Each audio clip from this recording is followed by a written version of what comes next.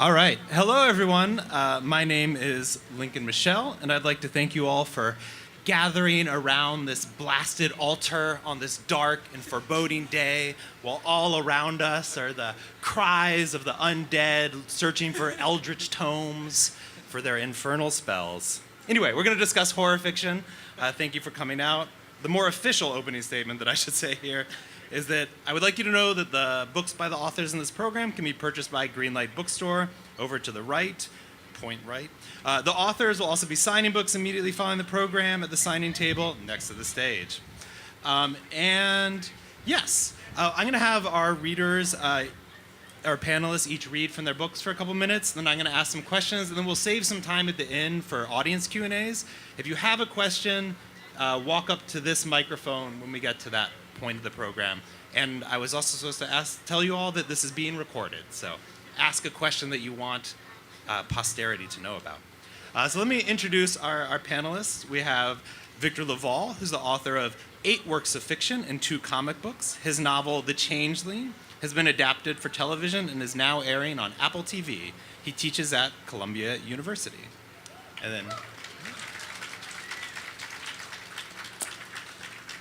And next to Victor is Allegra Hyde, who is the author of the story collection The Last Catastrophe, which was an editor's choice selection at the New York Times. Her debut novel, Eleutheria, was named a Best Book of 2022 by The New Yorker, and her first story collection, Of This New World, won the John Simmons Short Fiction Award. Hyde teaches creative writing at Oberlin College. And last, we have Gabino Iglesias, is a writer, professor, editor, and literary critic. He is the Bram Stoker and Shirley Jackson Award-winning author of The Devil Takes You Home, Coyote Songs, and Zero Saints. He writes about books for places like NPR and the Boston Globe, and teaches creative writing at SNHU's online MFA and the University of California, Riverside Low Residency MFA. And then, we're going to have each is going to read from their most recent book for a couple minutes. And Victor, you want to start? Sure. Okay. Hello, everybody. It's really nice to be here. So I'm just going to read a page or two from the opening of the book, if I can get to it. All right. There are 2 kinds of people in this world, those who live with shame and those who die from it. On Tuesday, Adelaide Henry would have called herself the former, but by Wednesday, she wasn't as sure. If she was trying to live, then why would she be walking through her family's farmhouse, carrying an Atlas jar of gasoline, pouring that gasoline on the kitchen floor, the dining table, dousing the settee in the den? And after she emptied the first Atlas jar, why go back to the kitchen for the other jar, then climb the stairs to the 2nd floor, listening to the splash of gasoline on every step? What was she planning, to live or trying to die? There were 27 black farming families in California's Lucerne Valley in 1915. Adelaide and her parents had been one of them. After today, there would be only 26. Adelaide reached the 2nd floor landing. She hardly smelled the gasoline anymore. Her hands were covered in fresh wounds, but she felt no pain.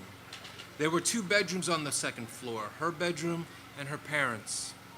Adelaide's parents were lured west by the promise of land in this valley. The federal government encouraged Americans to homestead California.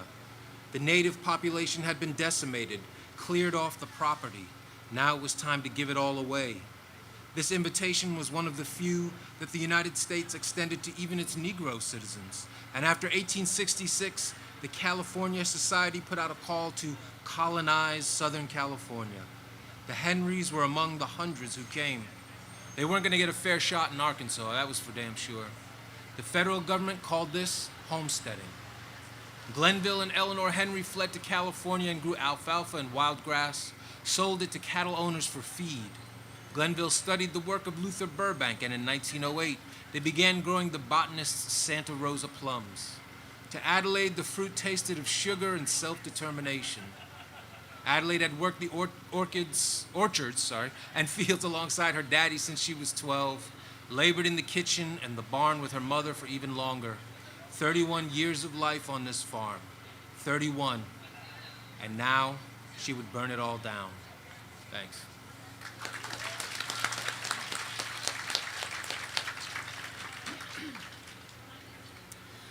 All right, the horrors of public speaking happening right now.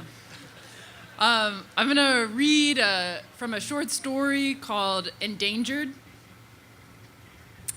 The artists were kept in cages. This was for their own good. The world had gotten really ugly really fast, and the artists generally did not have the skills to survive. Most did not know how to shoot guns, for instance, or how to make bombs out of soda bottles. The artists were a dying breed, in all honesty, which is why the government, along with a few wealthy do-gooders, put them in cages, nice cages, that resembled the artists' natural habitats. One pen looked like a gallery opening with wine, cheese, and water crackers restocked daily. Another featured dumpster couches paired with a threadbare oriental rug. Nude models were occasionally sent into the enclosures, which sometimes interested the artists, sometimes not. These habitats were all very thoughtful, top of the line, really, and tailored to the artist's individual needs. In fact, one could argue that the environments were identical replications of how the artists lived in the wild, other than the glass walls installed for spectating. Criticism of the artist preservation program was scant. When criticism did come, it came from little girls mostly, who visited the zoo as the daughters of government officials and high-level bureaucrats and pop stars, who said the artist looked unhappy. He looks unhappy, the little girls told their parents. Why isn't he painting? And why isn't she sculpting? And why are the ones over there lying motionless and staring vacantly into space? It's true, not all the artists took to art making in captivity. Some, in fact, became quite ill. Of course, every effort was made to care for them. The artists were offered a spectrum of drugs, both medicinal and psychedelic. They were even issued awards, their names inked in bold letters across certificates and inscribed into gold-plated plaques. Still, there were admittedly some incidents involving paint fumes, belt buckles strapped to ceiling beams, but these incidents were considered normal artist behavior. In the wild, after all, artists had often exhibited the effects of melancholia. Thank you.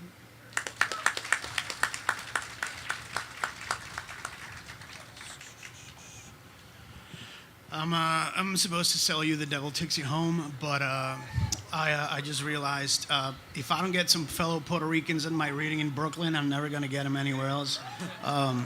So the next novel takes place back home before, during, and after a hurricane, so this goes out to you. The ocean roared, rivers overflowed. The raging, mud-colored waters of rivers became a violent monster that tore through homes, demolished bridges, and left entire families scared and isolated or dead. Power lines went down everywhere. Their electric cargo suddenly let loose on the world. The greed, old and weak, had been on its last leg for decades, and Maria left every corner of the island in the dark. People flocked to shelters, churches, government buildings, and city arenas. They all filled with desperate souls. Then the shelters ran out of cots. They gave people bottled water and little else. People were scared, angry, anxious. Tempers flared. Fights broke out. Everyone felt useless and at the mercy of something violent and hateful that they couldn't control. The ghosts of those killed under the weight of the wood, brick, cement, and plaster clung to whatever was left. They were all angry and desolate. If anyone rebuilt where they died, there'd be hauntings. The wind yanked out air conditioning units that had hung underneath windows like rusty fruit for years. Wind and water entered the gaping holes left behind and destroyed sacred mementos, ruined walls, and soaked the floors. Trees broke or were ripped from the ground with their roots still wrapped in dirt. Palm trees bent until they could bend no more, and they snapped. Their coconuts became projectiles that crashed against homes and shattered windshields and windows. Plants were obliterated, crops devastated. Papaya and banana trees were the softest, so they were the first to go. The wind hollered across the decimated fields, the sound drowning the wails of the farmers who had, once again, lost everything. In a small house near a beach in Loíza, a black woman gave birth to a premature girl with a 3-inch horn protruding from the right side of her forehead. She suffocated it against her sweaty chest as the father cried in a corner and prayed to a God that had always ignored him. The wind carried the sounds of the mother's screams over the mangled animal carcasses that littered the shore.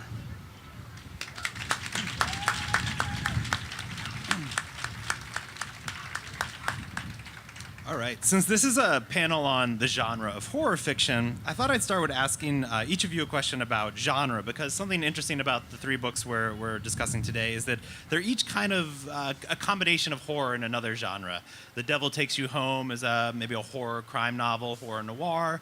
The Last Catastrophe, the stories kind of combine horror with climate fiction, speculative fiction, and fabulous fiction. And Lone Women could be called maybe a Western horror. And so I'm just curious, your approach to genre, how you think about it when you're writing, and maybe I'll ask Gabino to start. Here's an easy one. I don't. I do whatever I want, and then I realize, wow, I have to sell this, and I have to help the marketing folks place it somewhere. So I think genre is for reviewers and awesome people like librarians and booksellers. So you do the thing, and then you sit down and you crack your heads against the wall again. What is this? And then you come up with something. In my case, I couldn't come up with a eloquent working definition, so I went with Barrio Noir and stuck with it for the last 10 years, so it worked for me.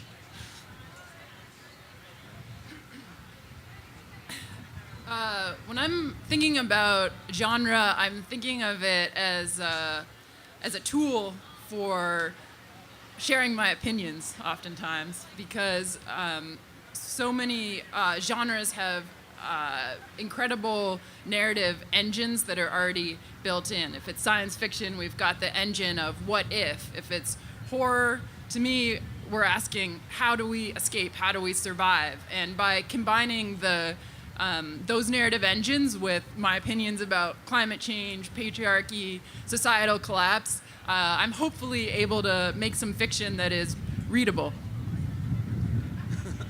I would agree with all that, but I would add, I think the great thing about, if you can even name a genre, is that it has rules in theory and conventions.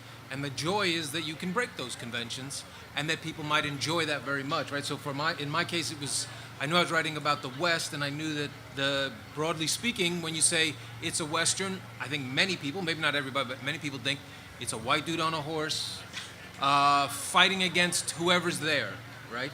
And so immediately I was like, no, it's about a black lady, and for a long while she doesn't have a gun, she just has a trunk with something weird inside. And already it's like, oh, all right, well, that's a different kind of thing, And then horror, I would say, like horror and comedy, I think, are actually like almost super genres because they can fit into every genre, right? So when something's called horror, I always have to ask, and what? Because alone, horror doesn't actually mean anything, except perhaps that you will feel fear, pain, terror. Like it'll be a feeling, but it won't tell you what is going to go on, And so in that way, I think you always have to combine horror with something to make it vivid, And I feel like I'm pretty comfortable in guessing that all three of you are not in the camp that thinks fiction should be apolitical and, just tell a story. All of your books deal with different social and political issues, from racism to sexism to climate change. And I guess the question here is, how do you think horror specifically, and maybe fiction generally, can be used for social critique? And maybe I'll ask Victor to go. Well, actually, I think the thing that's interesting, at least for me as a lifelong horror fan, is how conservative horror actually is a lot of the time, right? And conservative in the lowercase c, meaning like the point of horror is often, here's normal life, here's something that disrupts normal life, can we please get back to normal life, right? And that's great if normal life was good for you to begin with. But the joy, I feel like, in newer writers and certainly older writers as well who tackled horror was to say, like, maybe, like, to my mind, the best horror, the ones I love the most, are the ones that say maybe that original life was not so great either, and that it's sort of like, here was original life, horror disrupts original life, and then the best case scenario is here's a third choice, and the third choice is one that resolves the problems of both,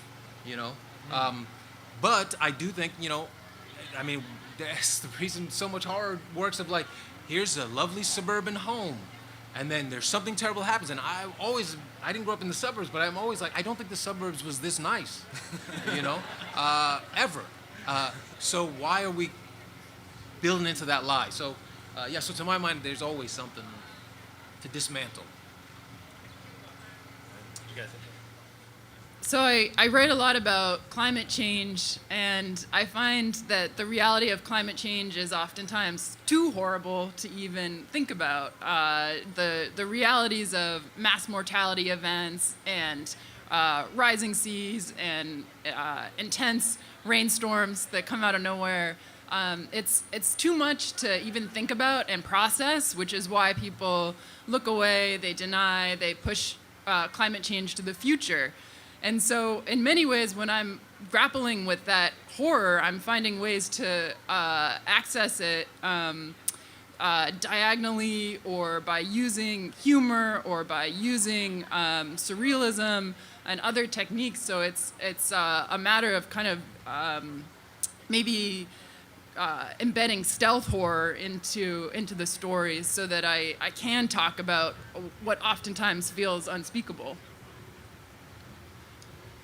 Well, first it's therapy. And publishing will never pay you enough. Like, it won't never pay me enough to afford punching Ted Cruz. Like, that's not, I'm never going to make enough money to get lawyers We could for try that. a GoFundMe with these good people right. here. Please go to. But fiction gives me the freedom to do that in a certain way on the page. So I want to talk about multiculturalism and racism, and how for many years, the fear of the other, we were the other. It was women and people of color, and now we can turn the thing around and show some other stuff. I write about monsters, but usually what people comment on are not the monsters. Like, on our way down here, Allegra was telling me the horror of the book was the medical system. So I had things to say about our healthcare system, and people don't care about the monsters or the mutilation. It's about the real horror. And it's therapeutic, and it's free, and it allows me to punch Ted Cruz in the face without leaving home. Another thing that unites, I think, all three of your books maybe is that they're all about grief in different ways. Whether it's grief about family, about issues in the medical system, or about climate change and our planet. Do you think that grief and horror go hand in hand? Maybe I'll ask Allegra. Maybe. I know that in this book, I'm definitely grappling with the grief of feeling like this problem of climate change and kind of other huge systemic challenges is bigger than one person can solve, or potentially even a pretty good large group of people. And so the stories are wrestling with how do we still find our way forward? How do we still find moments of compassion, joy, alongside a huge sense of dread and doom? To that end, I also wonder, certainly I think grief is in the book, but this was one of the first books, like, I was finishing it up during the pandemic, and I felt really sure that I did not want it to end as a complete downer. Because I really felt like it's just, everything's bad already. And then the main cast of the book are 4 women on the planes, and I talked over with my wife, and, like, again, going back to the tropes of horror, 1, 2, 3 of them should probably die. Like, which ones should die? I was talking it over with her, kind of thing. And my wife was like, you can't let any of them die. It's just not, you can't do it. And I said, what are you talking about? And she was like, this was 2018, 2019. She was like, women are losing fucking everywhere. I do not want to see women lose in your book. And I was like, all right. Can we kill other people? She's like, kill everybody else. Just not them. And I followed her rule. Yes. I'm actually on the wrong panel, because I don't consider myself a horror writer. I'm a failed romance writer. Every time I sit down, I want to write a romance novel, because it delivers that happy ending, and I know that people want that. It feels good and makes you want to read more. and then somewhere along the line, it just crashes, and everybody dies. So it's not that grief is there. It's just I try to write to imagine happy endings for everyone, and I can't. I fall short. So then reality comes in, and then everybody suffers, and there's a lot of death and crying and violence. And then I try really hard to make it fiction, because sometimes it feels like nonfiction. But I don't try to go for the grief. It just it shows up. And I also finished it during the middle of the pandemic. I lost my job in March of 2020, and with it went my health coverage. So I was, wow, this is great. What do I do now? And then the result is that book. It was like, I'm scared, I'm angry, what do I do? I'm gonna try to write a romance about 3 guys who set out to do the right thing, and I didn't pull it off. Well, my next question may have already been somewhat answered by your guys' last answers, but an obvious question for a horror panel is that we are in a moment in which horror feels like we're in like a horror renaissance to a degree. I was talking to someone from Barnes & Noble the other day who says that like horror is flying off the shelves in the store. Some of our most acclaimed directors are like Jordan Peele and Robert Eggers. And on TV, nonstop prestige, amazing horror shows from Black Mirror to The Last of Us to Victor LaValle's The Changeling. It's really quite good. Check it out. Apple TV. I guess the question is just what do you think it is about America in 2023 that is making people want to gravitate towards horror? If it's not too obvious. I was gonna say, the laugh of the crowd, I feel like the answer is just sitting there in front of everybody. But I do think it's also, because I loved horror since I was younger, I do also remember the sort of fallow period of watching the folks whose books I loved in the 90s, let's say, into the early 2000s, who couldn't get their books read, couldn't get them published. Whether it's big press or small press, there weren't that many small presses putting out stuff.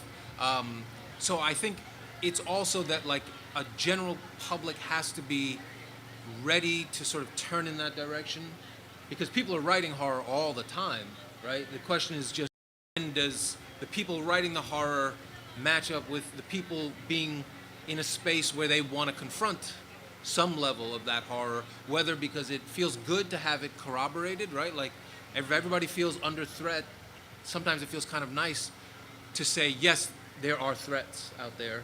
And then sometimes there's books where there's, if not solutions, at least to say like, don't give up hope. And maybe that feels nice too, But I do feel like it's just a cloud exists, and we're just walking through it. Want me to go? Okay. I was just going to say that I think the looming specter of the pandemic really maybe has helped open the floodgates to an extra interest in horror, because we've all experienced that sense of our whole reality tilting sideways, and the world we know just going completely out of whack, and things that seem safe and good are suddenly are not. They're dangerous, they're deadly, and I think we're all still wrestling with that, and reading horror in any form is a way to cope. Horror is kind of like you have chaos, but it's controlled chaos. Like you can pick where you stop reading. And to piggyback of what Victor was saying, I think horror never cared. Horror is not literature. Horror is not, it's not good fiction. It's the little brother, and it belongs in the kiddie table. And I think horror never cared. And so we built our own table with the bones of our enemies. And when the world was ready to look our way, we went, oh, now you're looking. We got a Victor. We got a Stephen Graham Jones. We have an Alma Katsu. We have a Silvia Moreno Garcia. We have a Stephen Graham Jones. We have a Brian Evanson. Now you look. Come here. We got the stuff. We got swag. We don't care what you think. And we have all these folks that produce amazing stuff. And he just clicked. And here we are, and we're not going anywhere because we have our own table.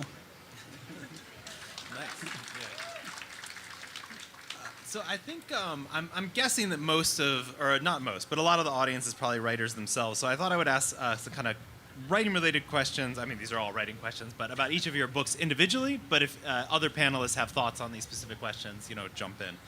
So Victor, Lone Woman is a historical novel in some sense, and I would just love to hear how you approached research in the book, and also how you evoked a historical period while still sounding modern, in the writing style.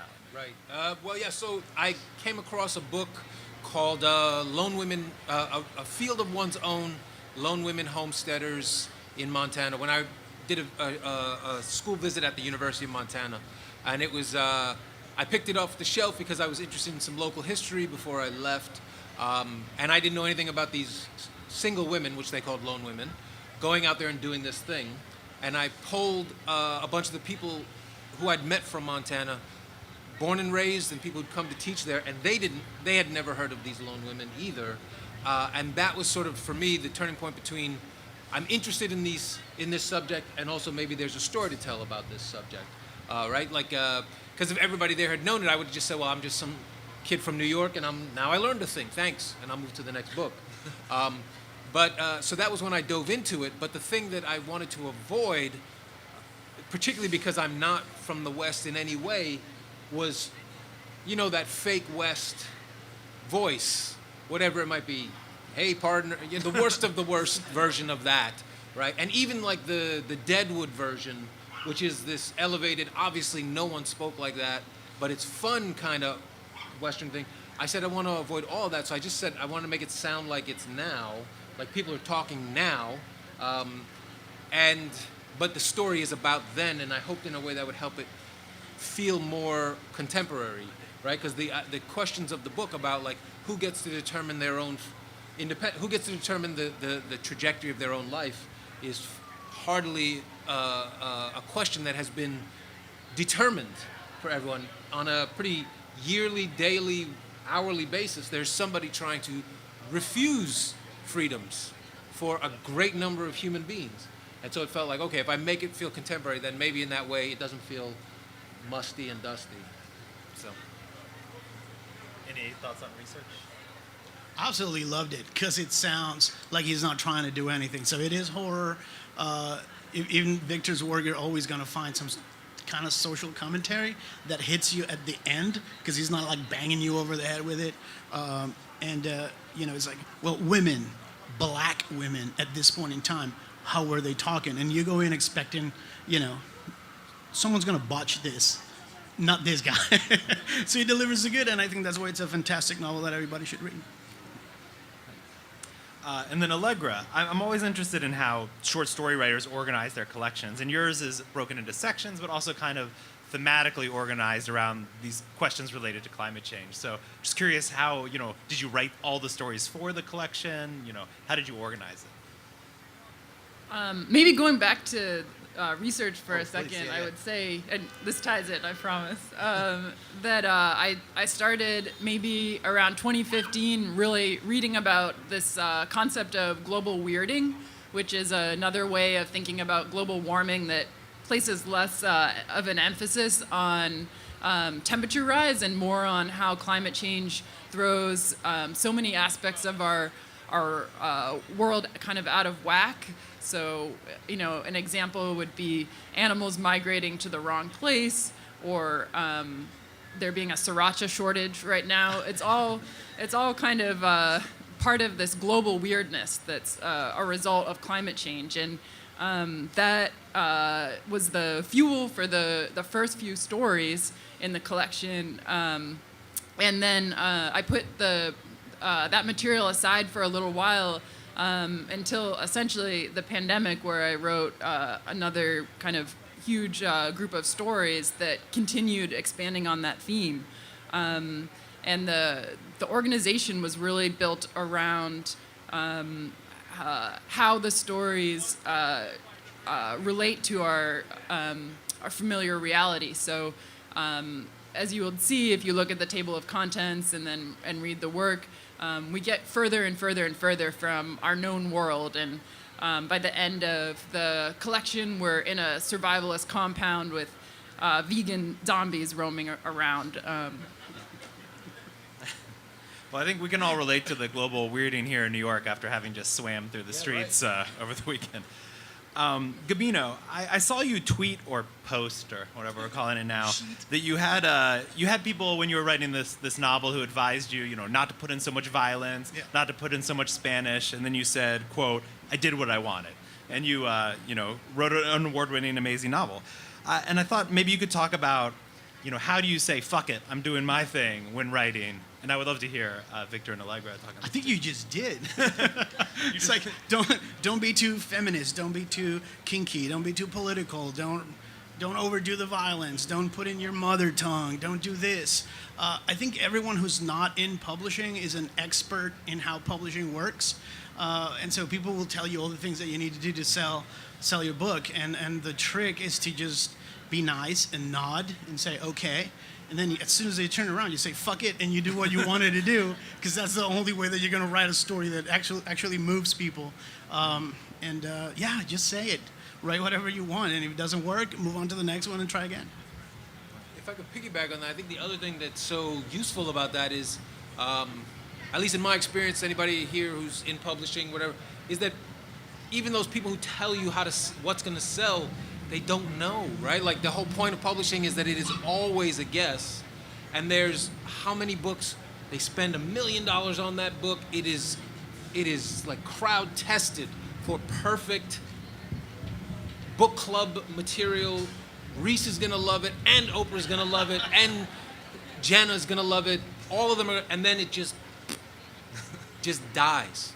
Nothing, and then no one talks about that $1 million they gave that person for nothing, you know what I mean? And then somebody else comes along and they give you $500, and they tell you change everything, and it's just worth remembering they gave so and so $1 million, and it fucking tanked. It did nothing, so they don't know, but maybe I know, and maybe I know how to find the people who are like me, and then that's the beginning of that. I feel like it's the same thing. It's like that's the beginning of reaching people. It's like they're just on your frequency, and if you get lucky, the frequency gets carried not by Elon's satellites around the world, and people start talking about it. I feel like it's just, at this point in the publishing life, it is wild to me how often I've heard someone say, so-and-so said this is what you got to do to sell a book, to write a book that people will buy, and then later on you say, like, how come nobody bought that book? And be like, we don't talk about that. That's it. It's wild. Now we really know. Yes, now we really know. I just got the 10-minute warning, so we've got some time for audience Q&As if people want to walk up to the microphone. And while I'm waiting for someone to come up to ask a question, I thought maybe I'd ask you all to pitch the audience on one horror book that you think they should definitely read, not including everyone on the stage, which goes without saying, of course. What's a favorite horror book you think everyone should read? Well, it's an oldie but a goodie, but We Have Always Lived in the Castle by Shirley Jackson. I'm sorry, I know this is like cheesy. This is the perfect audience for that much applause. But if you haven't read it, it's amazing and creepy and super short.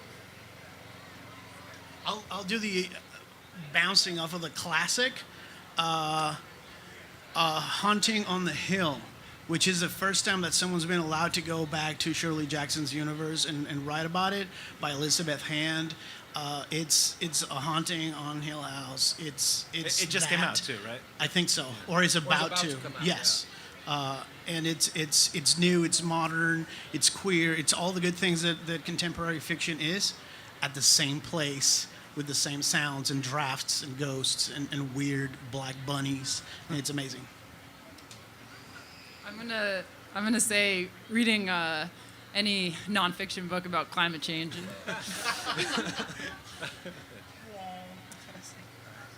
Did you have a question? Hi. So this is a question that the impetus is for Victor LaValle, but it's an open question. We're in a very literary borough here in Brooklyn, but Queens has had fewer literary icons. We've had like Peter Parker and, Archie Bunker and the Valley of Ashes. So when I started to read your work, I was so moved by how much of my borough you drew in. and how you imbued it with kind of like mystery and wonder and horror. And so I think that's a real gift to, at least to me. And I guess my question is, what does it mean, or how do you think about, or how do you feel when you're doing, taking some place that you know and love or have an ambivalent relationship, but that's close to you, and kind of turn, bring magic or horror or mystery to it? Is that? Yeah, well, first, thank you very much. I'm going to use this as an excuse also to plug, since we're speaking about locale and all this. At 2 o'clock, I'll be moderating a panel on geography and place with 3 unbelievably talented writers, and I hope you'll come. I believe it's at this same stage. Sorry, that was me deflecting compliments to say that, but it is going to be wonderful. But I wonder this question, maybe the way I would take that question more broadly would be to say, I really appreciate that Queens came through in that way, but I think it was a process to move toward thinking I should write about Queens, if that makes sense. And I wonder for you, just because growing up in Queens, like you say, it was Peter Parker, Archie Bunker, Nas, not that, a couple of amazing writers, but it was not the first place I thought of. So a lot of my stuff took place in Manhattan or Brooklyn or Maine, because I was stealing from Stephen King. And so do you find, was there any hardship, writing about Puerto Rico? Did you ever think I can't write about Puerto Rico? Or was it always no, I'm putting this, I'm putting my foot down here. This is where I'm writing from. When I started writing noir, it was more about, you have to pick, are you going to do New York noir or LA noir? And I was like, no, screw that, I'm going to do Texas. Because I'm obsessed with psychogeography. Yes. I'm from New York. No one says I'm from New York. You're from Queens. You're from Bronx. You're from Brooklyn. And the way that you're raised and what you experience as a child and as you're coming up, it has an impact on how you see the world. I grew up walking to the beach and jumping in. You don't get to do that in New York. Right. Don't jump in the Gowanus. So it's easy because it's kind of once you decide this is the place, you start thinking about those characters. If they've been there long enough, they have that psychogeography. It's the streets, the buildings, the weather. It all affects how they're going to behave. So I think it just flows once you've decided this is a story that takes place here. And we know that noir can take place in New York or LA, but if you don't live there, you don't have to do that. You can just do something else. I'd just add that channeling place in some way is a great way to tap into ghostiness and a sense of haunting, because place is inevitably filled with layers of human activity, time, things have happened, and I think when we grab onto that when writing horror, we can access spookiness that way. And any other audience questions?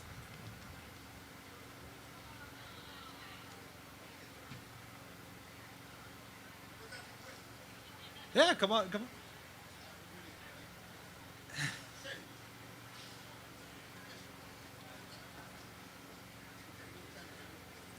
You got it.